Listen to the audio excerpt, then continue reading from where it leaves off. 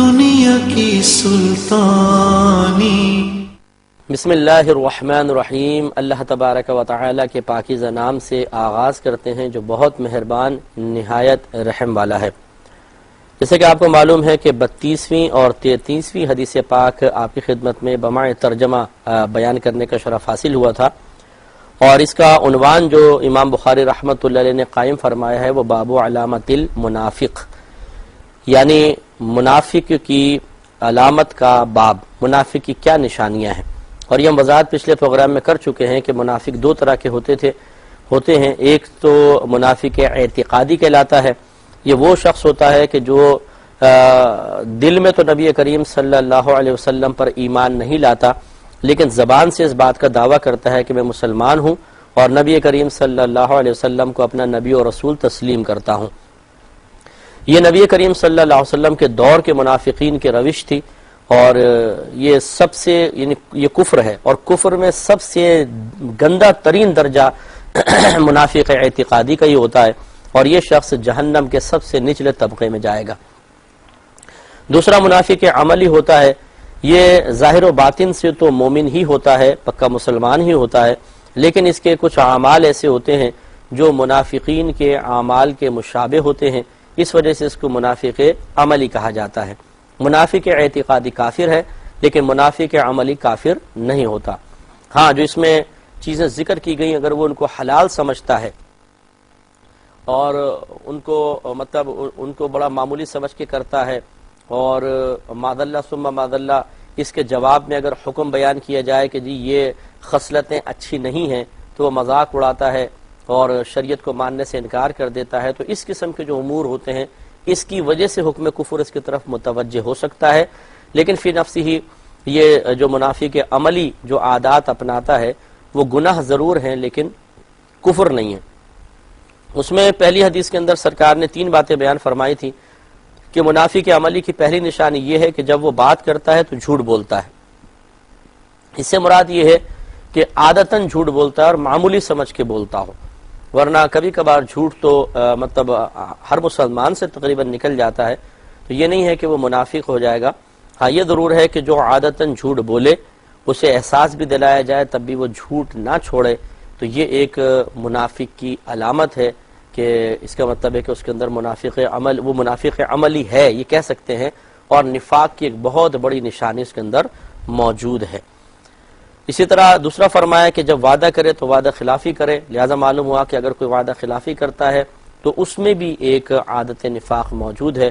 اور تیسرا جب اس کے پاس امانت رکھوائی جائے تو وہ خیانت کرتا ہے۔ ان تینوں چیزوں پہ کلام کرنے کی ضرورت ہے۔ پہلی بات تو دیکھیں، جھوٹ کی تعریف یہ ہوتی ہے کہ خلاف واقع بات کہنا، جیسا واقع نہیں ہوا ویسا کہنا۔ مثلا زید نہیں مرا اور میں کہوں مر گیا، یہ خلاف واقع ہے۔ زید مر چکا ہے، میں کہوں زید زندہ ہے، یہ خلاف واقع ہے۔ تو خلاصہ کلام یہ ہے کہ جھوٹ جو ہوتا ہے وہ خلاف واقع بات بیان کرنے کو کہتے ہیں۔ تو اب بہت سارے لوگ ایسے ہوتے ہیں کہ جو بات بات پر جھوٹ بولتے ہیں، اپنا سودا بیچنے کے لیے، اپنی جان چھڑانے کے لیے۔ جیسے طلبہ اپنے ٹیچر سے جھوٹ بولتے ہیں کہ جی کل میں بیمار ہو گیا تھا، مجھے یہ کام ہو گیا تھا، وہ کام ہو گیا تھا۔ بیوی شوہر سے جھوٹ بولتی ہے، شوہر بیوی سے جھوٹ بول رہا ہے۔ افسر اپنے ماتحت سے جھوٹ بولتا ہے اور ماتحت اپنے افسر کو چونا لگانے کے چکر میں ہے، وہ جھوٹ بولتا رہتا ہے۔ اور بعض اوقات تو کچھ لوگ ایسے ہوتے ہیں جب ان کو یہ یقین ہو جاتا ہے کہ ہماری بغیر قسم والی بات کا کوئی اعتبار نہیں، تو پھر وہ بات بات پہ قسم کھاتے ہیں، اور وہ جھوٹ کی عادت تو پہلے ہی پختہ ہوتی ہے، اور اب بدبختی ان کے اوپر یہ مزید طاری ہو جاتی ہے کہ اب جھوٹی بات پہ بھی اللہ تعالیٰ کی قسم کھانا شروع کر دیتے ہیں تاکہ ہماری بات کو سچا تسلیم کر لیا جائے۔ یہ بہت قبیح فعل ہے اور اس کا بڑا وبال ہے۔ اللہ تبارک و تعالیٰ اگر ناراض ہوا تو اس کی سزا بہت سخت انسان کو آخرت میں بھگتنی پڑے گی۔ تو اس لیے ہمیں کوشش کرنی چاہیے کہ ایک تو ہم یہ جھوٹ کی عادت کو چھوڑیں، سچ کی عادت کو اپنائیں۔ جھوٹ سے اگر اور کوئی بھی نقلی دلائل نہ بھی دیکھیں تو عقلی لحاظ سے آپ دیکھیے کہ جھوٹا آدمی ناقابل اعتبار بن جاتا ہے۔ خود اس کو اپنے آپ سے کراہت آئے گی اگر کوئی آدمی غور و تفکر کر لے کہ میں ہر ایک کو دھوکہ دے رہا ہوں، جھوٹ بول رہا ہوں، تو اس طریقے سے اس کا اپنی نگاہوں میں وقار کم ہو جاتا ہے، لوگوں کی نگاہوں میں وقار کم ہوتا ہے، اور مومن کو تو وقار بڑھانے کا حکم دیا گیا ہے، نہ کہ اپنے وقار کو گرانے کا۔ حتیٰ کہ نبی کریم صلی اللہ علیہ وسلم نے تیز بھاگنے سے، دوڑنے سے منع فرمایا، یعنی دوڑ دوڑ کے چلنے سے منع فرمایا، بلکہ فرمایا ٹھہر ٹھہر کے چلو، اس سے مومن کے وقار میں اضافہ ہوتا ہے۔ تو جھوٹ انسان کے وقار کو ختم کر دیتا ہے، اس کا لوگ اس پر ٹرسٹ نہیں کرتے ہیں، اور پھر یہ عادت منتقل ہوتی ہے دوسروں کے اندر۔ اگر باپ جھوٹ بولتا ہے اولاد جھوٹ بولے گی، شوہر جھوٹ بولتا ہے بیوی جھوٹ بولے گی، اسی طرح ماں اگر جھوٹ بولتی ہے یہ بھی بچوں میں عادت منتقل ہوتی ہے، اساتذہ جھوٹ بولتے ہیں، اسٹوڈنٹس جھوٹ بولنے لگ جاتے ہیں۔ تو اس طریقے سے ایک جھوٹا شخص بعض اوقات اپنی سعادت کی وجہ سے اپنے آپ کو ایک غلط رول ماڈل کے طور پہ پیش کرنے کی وجہ سے اپنے لیے نادانستہ طور پہ گناہ جاریہ بھی کر بیٹھتا ہے، کہ اس کو دیکھ دیکھ کے جو جھوٹ بولتا رہے گا، اس کی اس گندی عادت کو اپنائے گا، ان سب کا وبال بھی اس شخص کے اوپر ہی ہوگا۔ اس لیے ہمیں جھوٹ کو ترک کرنا چاہیے، اور یہ سوچنا چاہیے کہ اگر تھوڑے سے دنیاوی فائدے کے لیے ہم نے جھوٹ بولا، تھوڑے سے نقصان سے بچنے کے لیے جھوٹ بولا، تو دیانتداری سے سوچئے کیا وہ فائدہ جنت کے فائدوں سے بڑا ہو سکتا ہے؟ اور جس نقصان سے بچنے کے لیے ہم جھوٹ بول رہے ہیں، کیا وہ نقصان عذاب قبر سے بڑا ہو سکتا ہے؟ یقیناً نہیں۔ تو اصل تو آخرت کا انعام ہے، آخرت کا عذاب ہے۔ آج اگر ہم خود یوں کیوں نہیں سوچتے کہ جب ہم تھوڑے سے فائدے کو چھوڑنے پر صبر نہیں کر رہے ہیں، تو کل اگر جنت سے محروم کر دیے گئے تو اس پہ صبر کیسے آئے گا؟ کتنا پچھتاوا ہوگا، کتنی ندامت ہوگی، کتنی حسرت ہوگی، اور اس وقت انسان اپنے آپ کو بدبخت اور نامعلوم کیا کیا کہے گا کہ میں نے ایک معمولی سی فائدے کے لیے، تھوڑے سے فائدے کے لیے، جس کا کما حق مکمل میں نے نفع بھی نہیں اٹھایا۔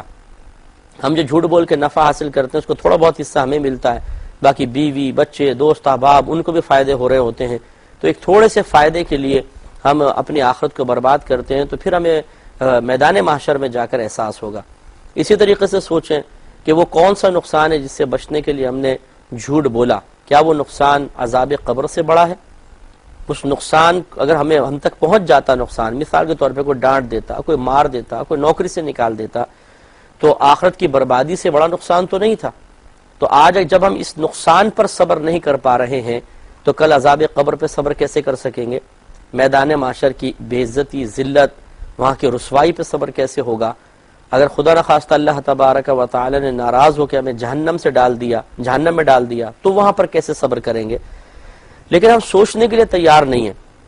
اس لیے کہ ہمارا ایمان تھوڑا سا کمزور ہے اخروی معاملے میں۔ یہاں پر اگر کوئی سچا آدمی یا نیوز چینلز ایک پٹی چلا دیں کہ آج جی رات میں زلزلہ آئے گا 3 بجے، اور بریکنگ نیوز بار بار چل رہی ہو، تو مجھے نہیں لگتا کہ کوئی اپنے گھر کے اندر رات کے 3 بجے سویا ہوا نظر آئے گا۔ ہر ایک جاگا ہوا اور روڈوں پہ نکل جائیں گے کہ بھئی ایسا نہ ہو زلزلہ آئے، بلڈنگیں گر جائیں، ہم دب جائیں، کم از کم باہر نکل کے کھڑے ہو جاؤ۔ تو ایک دنیاوی لحاظ سے آنے والی خبر پہ تو اتنا کامل اعتقاد، کامل یقین کہ سخت ترین عمل اختیار کرنے کے لیے بھی تیار ہو جاتے ہیں، نیندیں قربان کرنے کے لیے، اپنے گھر بار چھوڑنے کے لیے تیار ہیں۔ لیکن اللہ تبارک و تعالیٰ اور اس کے رسول کریم صلی اللہ علیہ وسلم نے جو آخرت کی وعیدیں بیان فرمائیں، آخرت کی ذلتوں اور رسوائیوں کا تذکرہ کیا، وہاں کے عذابات بتائے، وہ باتیں ہمارے دل پہ بالکل اثر نہیں کرتی ہیں۔ ہمیں دنیا کا نقصان بہت بڑا نظر آتا ہے، اس کے مقابلے میں آخرت کے نقصان کو برداشت کرنے کے لیے سب تیار، دیکھا جائے گا جی آخرت میں دیکھیں گے جی۔ یہاں تھوڑے سے چند ٹکے چھوڑنے کے لیے تیار نہیں ہوتے، ان کو سینے سے لگا لیتے ہیں، وہاں جنت کے نقصان پہ تیار ہو جاتے ہیں، جنت سے محروم ہونے کے لیے گویا کہ تیار ہیں۔ اس سے بڑھ کر بتائیے ہماری نادانی اور بے وقوفی کیا ہوگی؟ اس لیے جو بھائی اور بہن عادتاً جھوٹ بولتے ہیں، جھوٹ بولنے کی عادت بد میں گرفتار ہیں، بعض تو ایسے ہیں جس کو کہتے ہیں نا گناہ بے لذت، وہ اس میں مبتلا ہوتے ہیں، خواہ جھوٹ بولیں گے، خواہ جھوٹ بولیں گے، یعنی ان کی عادت میں اتنا جھوٹ رچ بس جاتا ہے کہ جب تک جھوٹ نہ بول لیں، تو جیسے کہ ہیروئن کو ہیروئن نہ ملے تو طبیعت میں بے قراری، بے چینی ہوتی ہے، اور جب نشے کی سگریٹ اس کے ہاتھ میں آتی ہے تو وہ سکون پاتا ہے۔ ایسے ہی بعض لوگ ایسے ہیں، مردوں میں بھی عورتوں میں بھی، کہ جب تک جھوٹ نہیں بول لیتے انہیں سکون نہیں ملتا ہے، تو خواہ مخواہ ادھر کی بات ادھر جھوٹ بولنا، ادھر اس کے اوپر الزام لگا دینا، جھوٹا الزام، جھوٹی بات اس کو کہہ دینا، اس کو کہہ دینا، تو یہ سب غلط چیزیں ہیں۔ جن بھائی بہنوں کے اندر ایسی عادت ہے، آہستہ آہستہ اپنے آپ کو تبدیل کریں، تاکہ اس سے پہلے کہ موت کا فرشتہ ہمارے دروازے زندگی پہ دستک دے، ہم اپنے آپ کو کم از کم اس گناہ سے دور کر چکے ہوں۔ دوسرا فرمایا کہ وَإِذَا وَعَدَ أَخْلَفَ، اور جب وہ وعدہ کرتا ہے تو اس کا خلاف کر دیتا ہے۔ گویا کہ وعدہ خلافی کرنا بھی منافقین کا طریقہ ہے۔ دیکھیں وعدے کا مطلب یہ نہیں ہے کہ ہم لفظ وعدہ زبان سے وعدے کا لفظ ذکر کریں، جیسے کوئی کہے گا کل آتے ہو، ہاں آؤں گا، اچھا نہیں پکا وعدہ کرو، ہم کہتے ہیں اچھا وعدہ کیا، تو یہ وعدہ کہنے سے وعدہ نہیں بن جاتا ہے، بلکہ وعدے کا مطلب ہے کہ زبان سے کسی چیز کا مستقبل کے سلسلے میں، یعنی مستقبل میں کسی کام کرنے کا اقرار کرنا، میں کر دوں گا، تم فکر نہیں کریں، میں آ جاؤں گا ملنے کے لیے، میں آپ کے یہ سلام اس کو کہہ دوں گا، یہ وعدہ ہے، سمجھ لیں۔ ضروری نہیں ہے کہ اس میں لفظ وعدہ ذکر کیا جائے، نہ اس طرح بعض لوگ کہتے ہیں کہ اچھا چلو انشاءاللہ بولو، انشاءاللہ بولو کرو گے، وہ سمجھتے ہیں شاید انشاءاللہ کہنا بھی وعدہ ہے، حالانکہ یاد رکھیں کہ انشاءاللہ کہنے سے وعدہ رہتا ہی نہیں، وہ ارادہ بن جاتا ہے، کیونکہ وہاں پر ہم اللہ تعالیٰ کی مشیت کے سپرد کر دیتے ہیں۔ انشاءاللہ کا مطلب ہوتا ہے اگر اللہ نے چاہا، تو جیسے میں بولوں میں کل آؤں گا انشاءاللہ، یعنی اگر اللہ نے چاہا تو یہ تو وعدہ ہے ہی نہیں، یہ تو اور کمزور بات ہو جاتی ہے۔ لیکن ہمارے عرف میں بعض نادان بھائی بہن کسی کے بات کو پختہ کرنے کے لیے اس کا مطالبہ کر دیتے ہیں، یا ذرا اچھا بولو انشاءاللہ، انشاءاللہ بولو آؤ گے، تو یہ انشاءاللہ کہلوانے کی ضرورت نہیں ہے، یہ وعدہ ہی ہے۔ اب اس میں یاد رکھیں کہ اگر کسی نے کسی سے اس طرح وعدہ کیا ہے کہ اچھا میں کل آؤں گا، اور پہلے ہی دل میں یہ ارادہ ہے کہ میں نے کون سا آنا ہے، تو پھر یہ وعدہ نہیں ہے، حقیقتاً یہ جھوٹا اقرار ہے، اس کو جھوٹا اقرار کہتے ہیں، اور یہ الگ ایک گناہ ہے، جھوٹ ہے۔ لیکن اگر دل میں ہمارے ہے بالکل پختہ کہ میں آؤں گا اور زبان سے کہا ہے، تو یہ ہے وعدہ۔ یعنی وعدے کے لیے بھی ضروری ہے کہ دل کے اندر ایک پختگی والی کیفیت موجود ہو،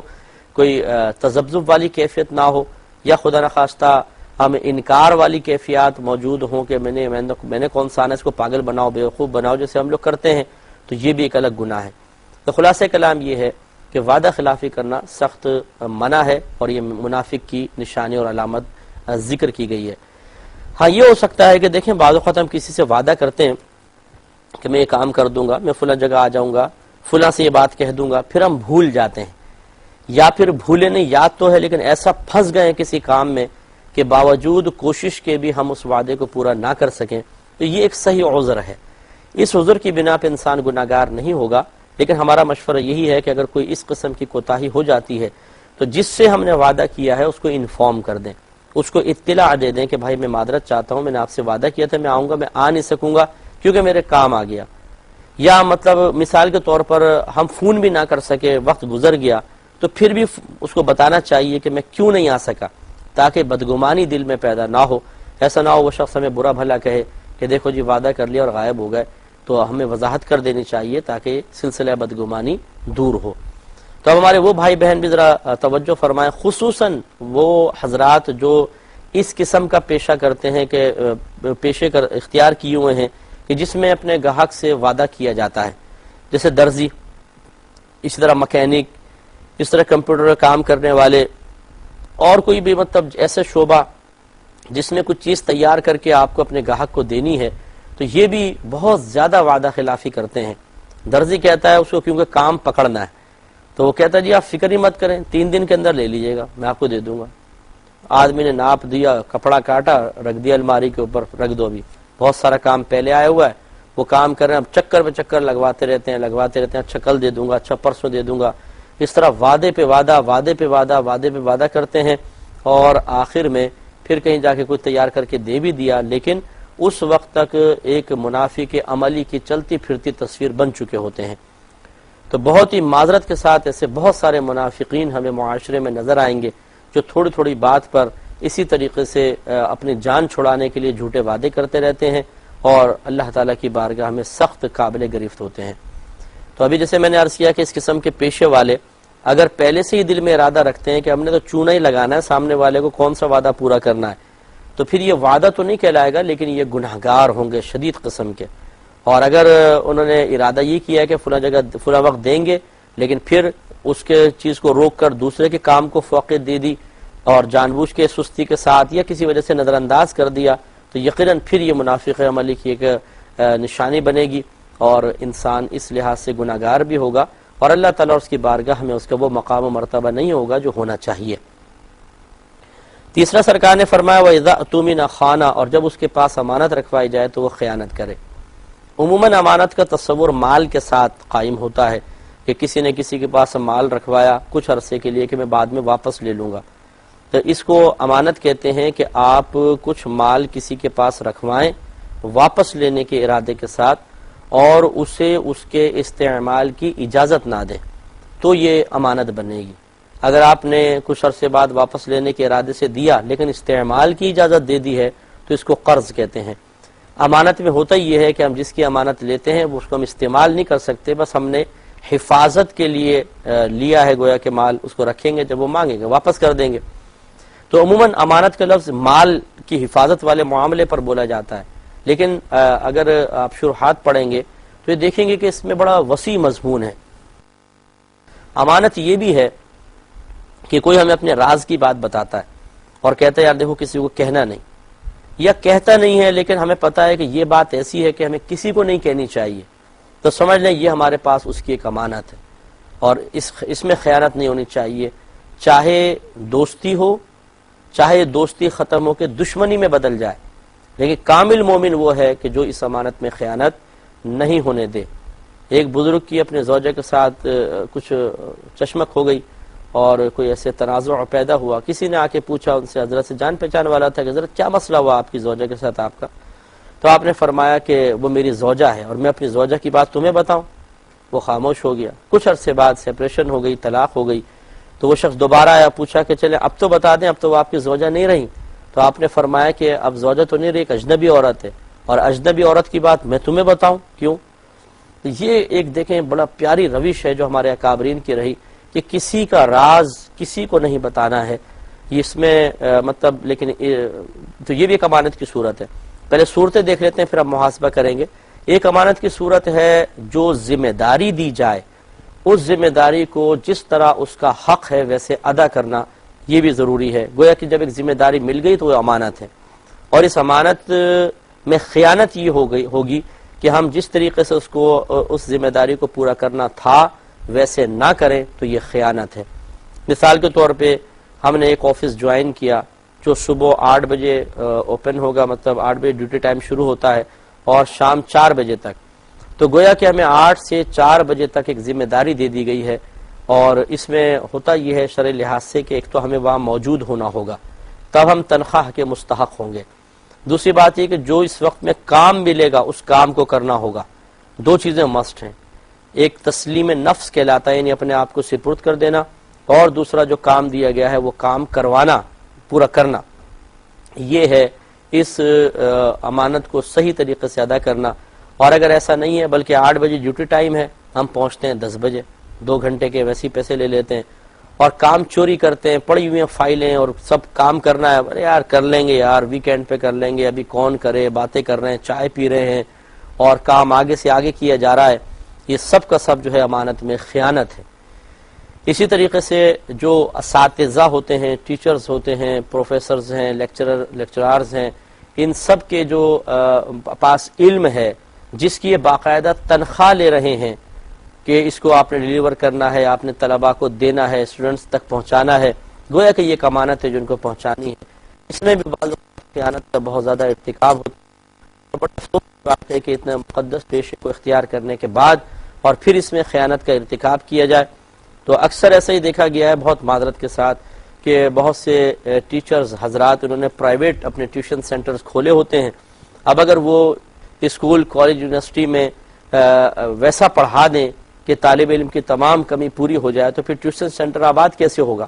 وہ جان بوجھ کر ایسا مشکل انداز سے پڑھاتے ہیں، ادھورا سا پڑھاتے ہیں کہ طلباء کو محسوس ہوتا ہے کہ صرف اسکول میں پڑھنا، کالج کی پڑھائی، یونیورسٹی کی تعلیم کافی نہیں ہے، بلکہ ہمیں ضرور کچھ پرائیویٹ ٹیوشن سینٹر جوائن کرنا پڑے گا۔ پھر باقاعدہ اساتذہ ترغیب دیتے ہیں ادھر آ جاؤ، وہاں پڑھ لینا ہم سے، اور اس میں کہ یہ لالچ بھی ہوتا ہے، یہ یا دے دیا جاتا ہے کہ اگر ہمارے پاس پڑھو گے تو پیپر میں کبھی فیل نہیں ہوگے، پیپر تو ہمارے پاس ہی آئیں گے چیک کرنے کے لیے، پاس کر دیا جائے گا۔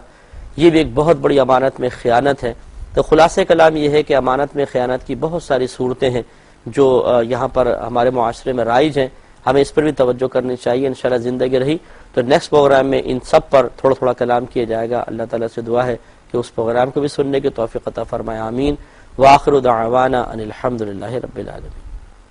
اے اللہ دین تیرا ہم